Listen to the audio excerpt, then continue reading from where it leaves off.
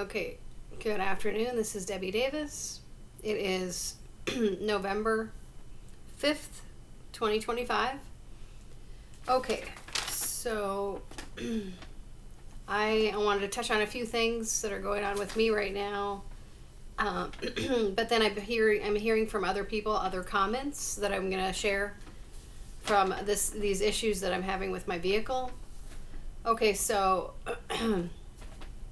so this has gone on for me ever since I had my car brought into this one place, this CarX in Plymouth, Minnesota.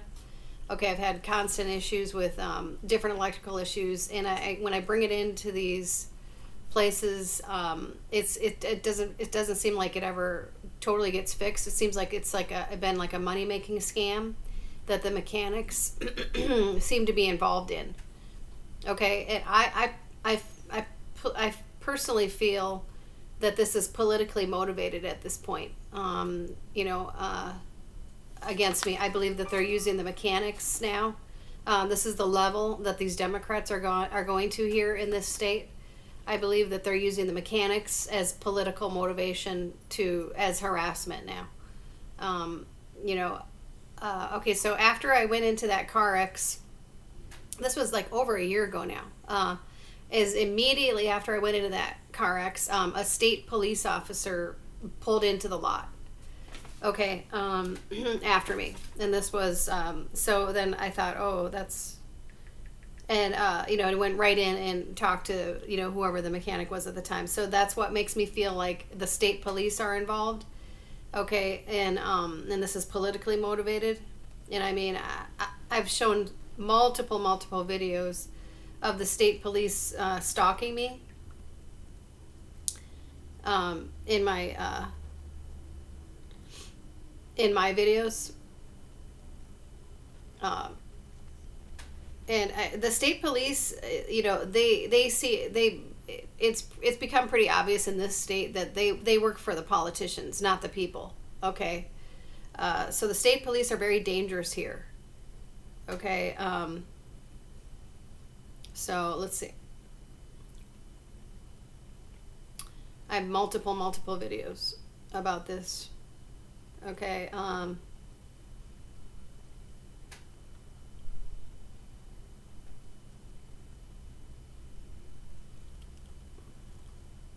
there's at least I have at least 100 videos of different types of police harassment, and because this has gone on for me as a whistleblower, but they're particularly using the state police as political. It seems to be as political harassment. It seems that the state police work with the politicians, and I believe they are involved in a political harassment against me. Okay, so at this point, I'm trying to figure out what's going on with my car. And then, okay, once again, I hear something weird going on next door. I told in the middle of the night, like October 31st, I heard some weird banging over there, like in the middle of the night. Okay, so anyway, right now, what's going on with my vehicle is so they said that the Kia dealership said this is the second time it's stalled in like 5 days, right? And it's not like the kind of noise where your starter's going bad. And by the way, I just had a starter put in just a few months back, like 7 months ago or something. And so what they told me this time is that, well, there seems to be some kind of a dead spot. I'm sorry, what does that even mean? A dead spot. Okay. So it seems like, and I'm not, like I said, it seems like the mechanics are involved in a game, a political game, like they're using the mechanics as a political game. Targeting people like me. And this has gone on for me for years. So anyway, then there's other people commenting, saying they are also, that were commented from my channel. I'm trying to find all the state police harassment, but I'll find it here. But you can just look on my channel, Debbie Davis, State Police. And I mean, it's just been constant. The state police have been involved, very much involved in my harassment. It's not just the state police; it's the sheriffs, and then sometimes the local. But it's been consistently been the state police ever since 2013. When I first started having the harassment, when I first moved back from Arizona, it was consistently the state police. And I talked to a guy named Mark Rackett, who was the head of the police. He was it was like the police board or something at the time. It wasn't internal affairs. It was like he was a police board or something like that. And he said, "Well, is it a certain agency that keep?" And I said, "Yeah, it's the maroon ones. Like, so that would be the state police." I didn't know at the time that meant the state police, but yeah, it's been consistently been them nonstop ever since I got back from Arizona. Okay, so that's why I feel like it's politically motivated, because the state police work for the state politicians. I mean, I just can't. It seems to be pretty obvious that it's politically motivated. Okay. Then I have I have people commenting on my channel about this last video that I did, and okay, so this one girl who I've talked to, there's this one girl that's another targeted person in this state, where she's had a lot of issues in the city of Anoka, where with them filing false charges on her, and a lot of issues with the police there. Her and I have talked about this, but she said it's gone beyond that for her, and she said they're even messing with my garage door. Like, she'll even have her garage door go up and down on its own. Okay, so she's got that going on. So it seems to be, they seem to be able to put some kind of devices on, and that's what we're trying to get to the bottom of, is that can remotely affect you. Okay, then and then I had this other person comment that I've never talked to before, but they said they can be in another state or area behind a computer. They can use satellites. They can knock out your power in your engine. The fusion centers, which we know, these are the CIA, they're like call centers. I've talked about this before. And the fusion centers and the authorities have technology and devices that can disrupt your engines. The police just did my car like that on Friday. Also, my neighbor and her boyfriend are targeting me. My lights were going on and off. The police, I believe, used a device to disrupt my alarm system and cause my high beams to turn off. I just went into my apartment. They had to have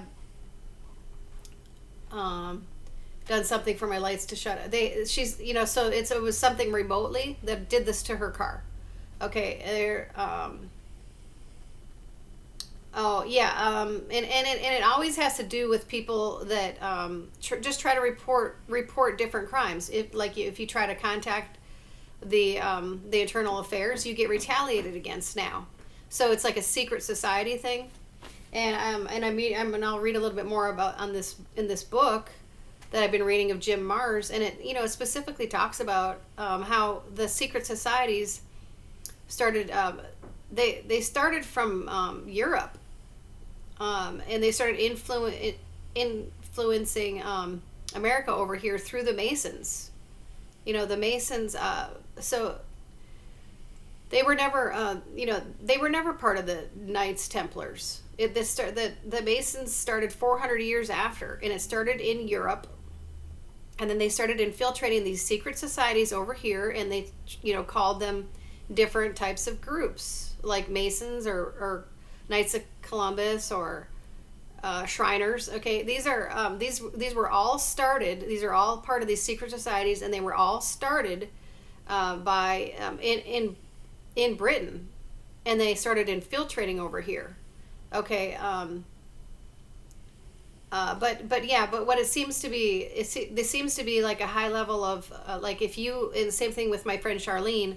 It started with her years ago. She started getting targeted just after she tried reporting to the local sheriff where she's at, about this one guy that was shooting squirrels in his backyard, and she was afraid her daughter was going to get shot. Well, any normal mother would be concerned about that, but it's like a thing in the secret society where anybody that tries to report them gets on some kind of a list, gets on some kind of a targeted list secretly. And well, why do you even bother having internal affairs if it's just part of a secret society and that we're not allowed to call it? Well, so right now I feel like I'm doing a public service announcement that anytime you call internal affairs and you think you're going to get help, you might end up on a targeted list like me or Charlene or this lady. So it's been ever since for her. It's been ever since she contacted the city council and internal affairs about them lying on a police report. Okay? They write false reports and fake reports to make a citizen not look credible. Okay? So that is what my sheriff in South Dakota has been doing to me, and I've talked about him for years, right? So it seems like so in this book I've been reading, Jim Marrs' Rule by Secret Society. That's just what I was just reading like a few days ago, is that these the secret societies originated in Europe. Okay, the modern secret societies did not originate in America. They are imports from secret societies that dominated Europe. Okay, it's like it's Institute of International Affairs. It's the CFR. It's the roundtable groups. It's the RIAA roundtable groups. Okay, established around 1910 by a trust of England diamond magnate Cecil Rhodes. Okay, and then it even talked about Israel in this book. Okay, so Israel. The Rothschilds created the State of Israel. In 1917, after serving as a member of British Parliament, the Zionist second Lord Lionel Walter Rothschild, the eldest son who inherited Nathan Rothschild's money after his death in 1915, received a letter from British Foreign Secretary Arthur Balfour expressing approval for the establishment of a homeland for Jews in Palestine. This letter became known as the Balfour Declaration. Okay, in 1922, the League of Nations approved the Balfour Mandate in Palestine, thus paving the way for the later creation of Israel. Okay, and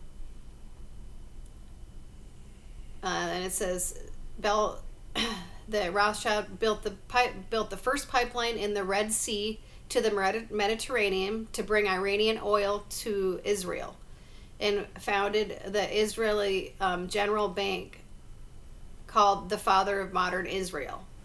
Okay, so there's ties there to Israel and these secret societies and all this stuff, right? Okay, and then I don't know if I've talked about this on a video before, but I don't know if anybody else has been paying attention to this. But for some reason, we have a lot of Israeli police over here training our own police.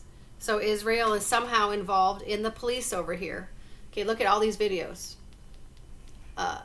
This is 5 years ago. How Israel trains the United States police. Okay. U.S. cities ban on police training in Israel. Okay, this was 7 years ago. Okay. Why is Israel training U.S. cops? The dark truth about Cop City. 7 months ago. Okay, this is started infiltrating 7 years ago or something. Who is training the U.S. police? Why is Israel involved in training our U.S. police? Okay. If Americans knew, Israel news, okay? Israel is training U.S. police. If Americans knew, okay? Lots of, you just have to look on YouTube. Why are American police training in Israel? And then they're also going over there and getting training as well. Okay, so we got something going on here with Israel and the police. Israeli-American police training exchange. Okay, You know, this is, I did a video about this after I was told this a few years back. Okay, so it seems to be something involved there. But yeah, I've got something weird going on with my car.